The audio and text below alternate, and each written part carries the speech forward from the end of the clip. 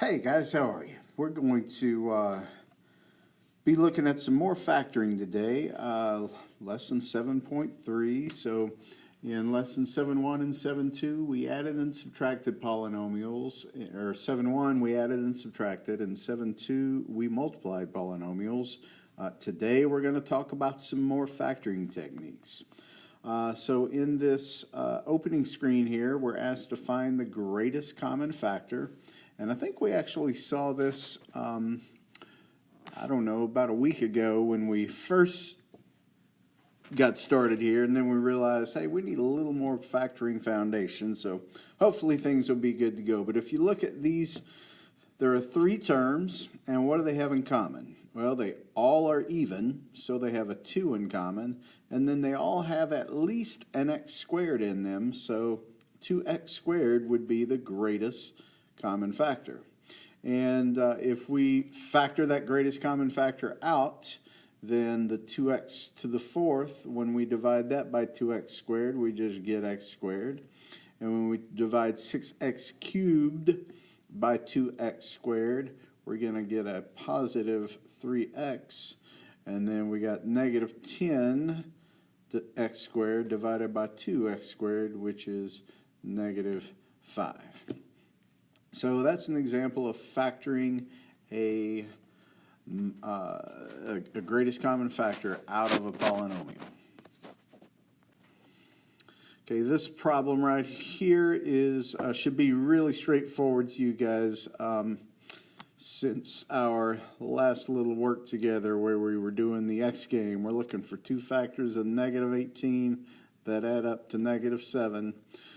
So it looks like maybe that's going to be negative 9 and positive 2. And so then our factors would be x plus 2 times x minus 9. So that's not really anything, excuse me, anything new. That's kind of what we've been working on the last couple of days. So we're going to jump ahead to some things that might look a little new to us. Okay, so we're asked to factor completely.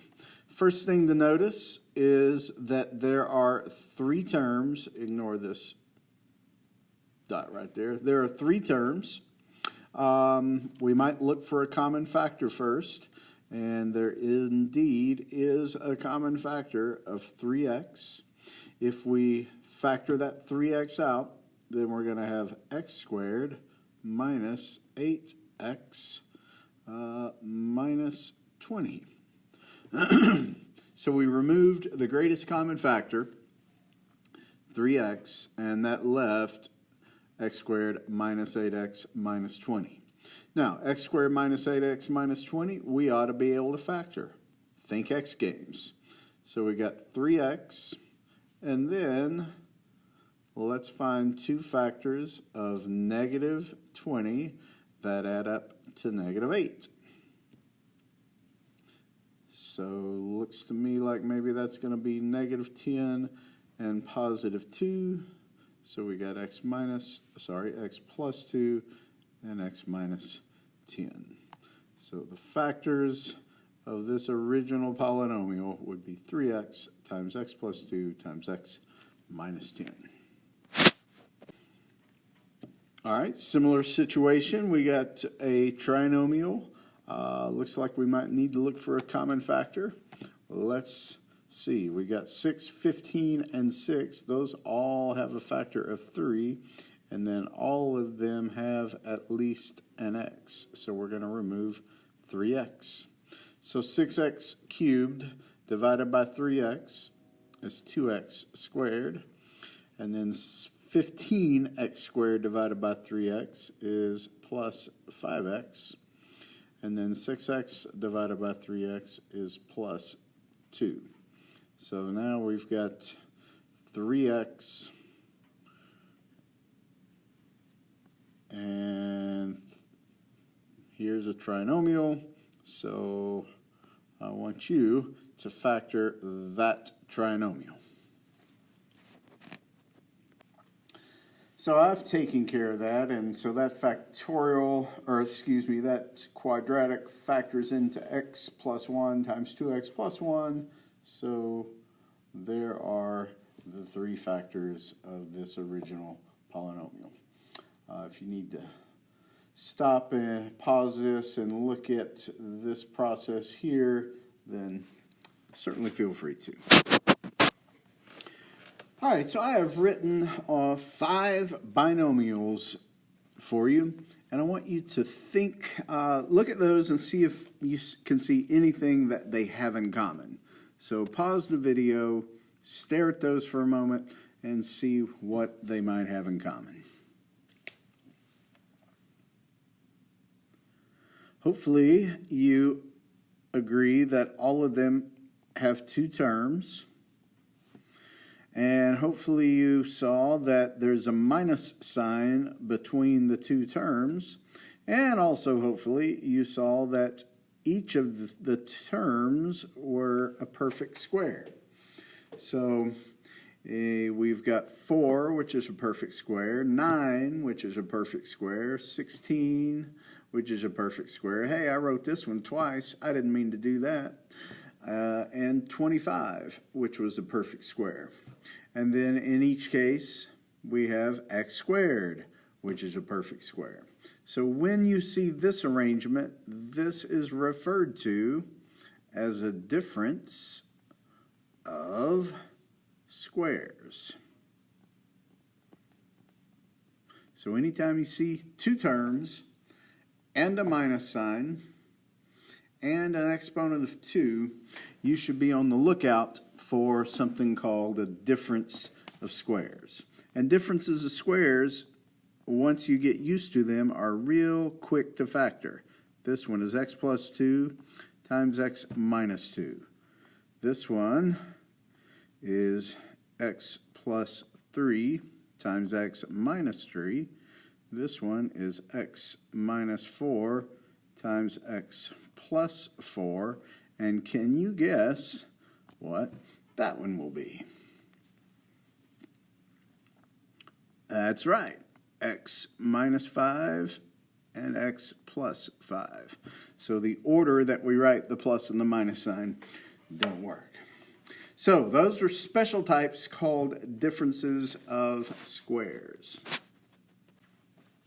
All right, next I have 4 trinomials. And what I want you to do is take a moment and factor all 4 of those. And these also are going to have something in common. So pause the video and factor those 4. All right, that's what I got when I factored them. X plus 2 times x plus 2, x plus 3 times x plus 3, x minus 4 times x minus 4, x minus 5 times x minus 5. Now, what do you notice about all those factor pairs? That's right. In each case, it is one factor written down twice. One factor written down twice. One factor written down twice, and one factor written down twice. So these are referred to as perfect square trinomials. And I'm sure you saw those in your Algebra 1 studies. All right. Okay, this set of information was found in your book on page 381. We just talked about differences of squares, and we just talked about perfect square trinomials. And then here are these 2 brand new things that you've probably never seen before: sum of 2 cubes and a difference of 2 cubes. And so basically this guy right here is, I call it a recipe. It's a recipe for how to factor a sum of 2 cubes. And here is a recipe for how to factor a difference of 2 cubes. I do not expect you to memorize these, but what I suggest you to do right now is either turn to page 381 and keep them handy, or write these 2 down in your notes so that they're handy, because we're going to practice with them. All right, so this first one, you see we got x cubed minus y cubed. Well, to start recognizing sum and differences of cubes, first of all, you need two terms. So this one certainly has two terms. It has x cubed followed by y cubed. And then you're looking for, hey, is it a sum or is it a difference? And since we've got the subtraction sign, this one is a difference of two cubes. So when you recognize that it's a sum or a difference, what I want you to do next is ask yourselves, well, what do I cube to get this first term? And the answer to that is x. You're going to cube x to get the first term. To get the second term, I'm going to cube y. And then basically in the recipe, x goes everywhere everywhere that we see an A, and y gets written everywhere that we see a B. So the recipe is a minus b, so we're going to write x minus y in parentheses, and then another parentheses, and it's a squared, so that's going to be x squared, and then it's a plus sign, and then it says multiply a and b together, so that'll look like xy, then it's a plus sign, and then you're supposed to square b. So we have used the recipe to factor this difference of cubes, and here are the two factors. Now you might be tempted to take this quadratic and try to factor it, but in the difference and sum of cubes, that quadratic you wind up with is always going to be a prime number. All right, so here's another one. This kind of steps it up a notch. Got two terms with a plus sign in the middle, so this is going to be a sum of cubes. So we have two terms and the exponent of 3, so that's what tells us it's a sum of cubes. So then I want you to ask yourself, what do you cube to get 27x cubed, and what do you cube to get 64? Well, the number you cube to get 27 is 3, because 3 times 3 times 3 is 27. And the number you cube to get 64 is 4, because 4 times 4 times 4 is 64. And then we've got this x to deal with here, so we need a 3x in the first set of parentheses, a 4 in the second set of parentheses. And so now we have recognized that our ingredients for this factoring recipe, A is going to be replaced by 3x, and B is going to be replaced by 4. So the sum of cubes recipe says A plus B, so that's 3x plus 4. And then it says A squared. So when we take this and square it, we have to square both of those. So that's 9x squared. Then there's a minus sign. And then we're supposed to multiply a times b. So 4 times 3x is 12x. Then there's a plus sign. And then we're supposed to square b. So there you go. Sum of cubes.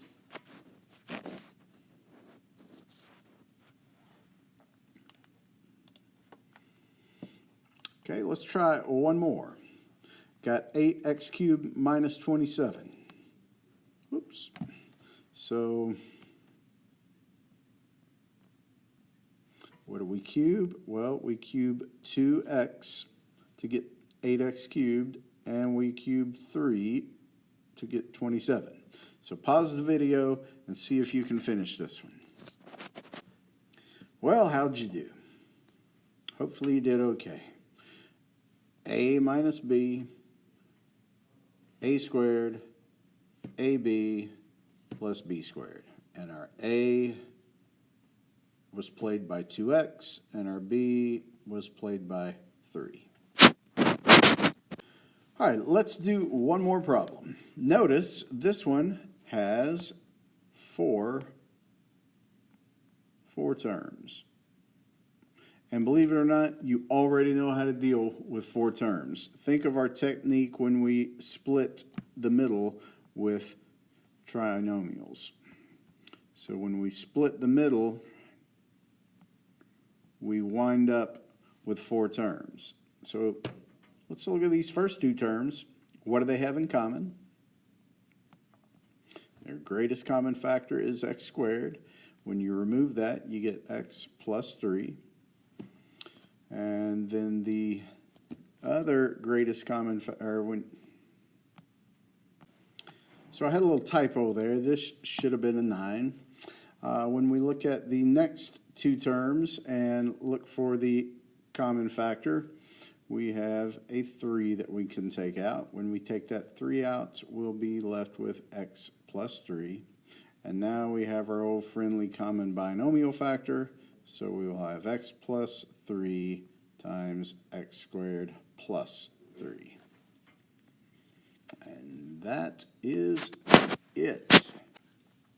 So if you'll jump into your book, page 386 and 387, and try 1 through 18, we will see you Friday. And we'll have a little factoring quiz Friday afternoon, so come see me Friday morning if you have questions.